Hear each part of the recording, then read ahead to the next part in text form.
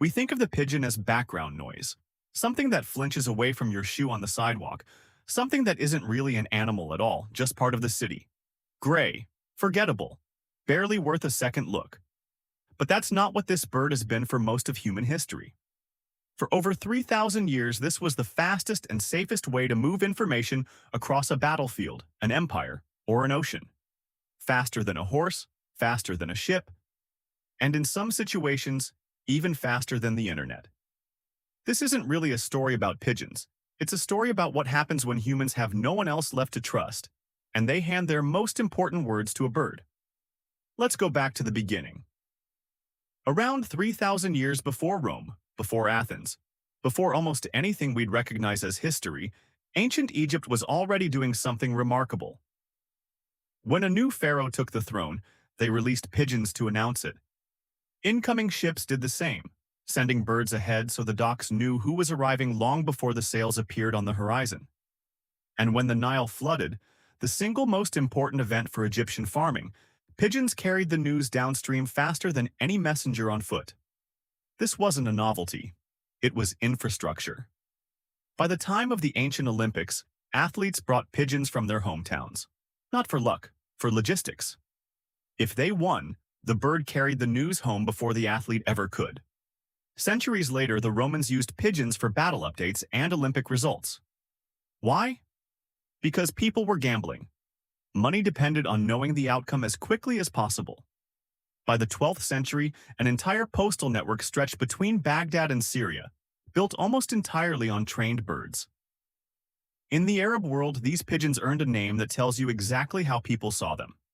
The king's angels, not tools. Angels. Then came the 19th century. A businessman named Paul Julius Reuter needed a faster way to move stock prices between two cities. The telegraph line wasn't finished yet, so he used pigeons. 45 of them. Flying between Brussels and Germany. The speed gave him a massive advantage. It made him rich. And it helped create something you've almost certainly heard of. Reuters. Yes, the news agency was literally built on the backs of birds. So the real question isn't, why pigeons? The question is, what did this bird have that nothing else on Earth did? Here's the strange part. A pigeon doesn't actually know where you want it to go. It only knows one place. Home. You can't send a pigeon somewhere new. You can only send it back. Which means every message ever delivered by pigeon was only possible because someone had already carried that bird away from its home. Think of it like a boomerang. You don't tell it where to go. You simply let it go, and it finds its own way back. For thousands of years, nobody understood how pigeons did this. Scientists argued for decades. Was it the eyes, the beak, the inner ear? Nobody knew. Then, in 2026, researchers made a discovery nobody expected. The answer wasn't in the eyes, it wasn't in the beak, it was the liver. Researchers found iron-rich immune cells inside the pigeon's liver that appear to sense Earth's magnetic field, acting like an internal compass. When those cells were temporarily disabled, the pigeons could still navigate on sunny days. They simply followed the sun. But under cloudy skies, they became completely lost, every single one. Only when the clouds cleared could they find home again. Think about that. Humans trusted this bird with wars, empires, and fortunes for over 3,000 years before we understood how it actually worked. We didn't need to understand the bird. We only needed to know it always came home. And nowhere did that trust matter more than on a battlefield. October 4th, 1918. The Argonne Forest. France. Around 500 American soldiers were trapped behind enemy lines, running out of food, running out of ammunition, surrounded. Then the unthinkable happened. Their own artillery started shelling them. They had no working radio.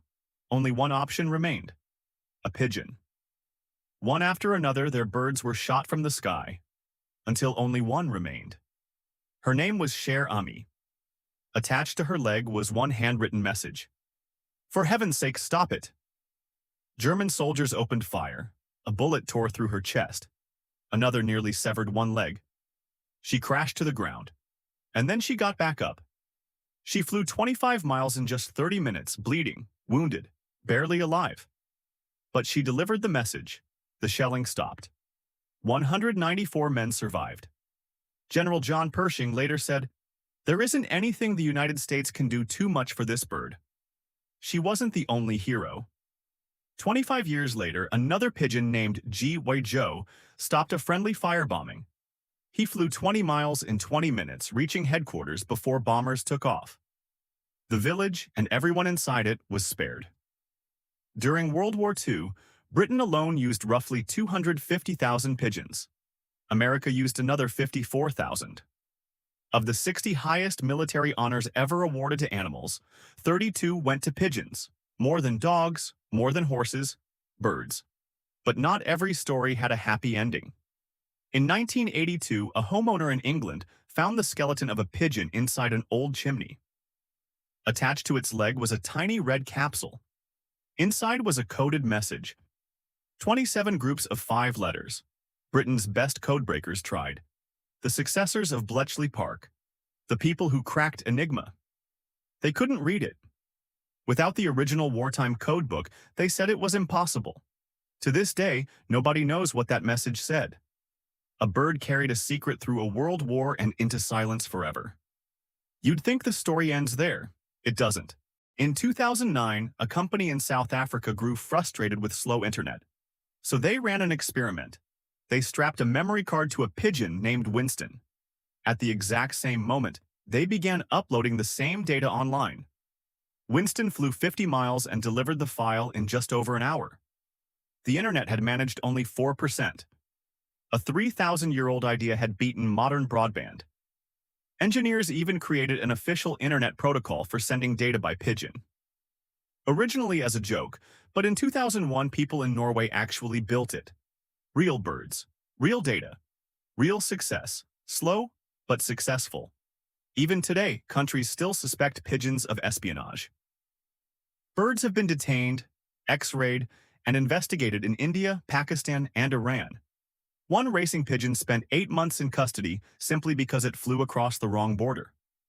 Somewhere, deep down, we still haven't stopped believing this bird might be carrying something important. Maybe that's the real story, not the bird, the trust. A pharaoh trusted it to announce a new reign. A general trusted it to save his soldiers. A newsroom trusted it to build an empire of information. We built civilizations, fought wars, and changed history on the wings of an animal that never once understood what it was carrying. It only knew the way home. And maybe that's what humans were really hoping for all along. That something small, something fragile, would make it back safely, carrying the one thing we couldn't afford to lose.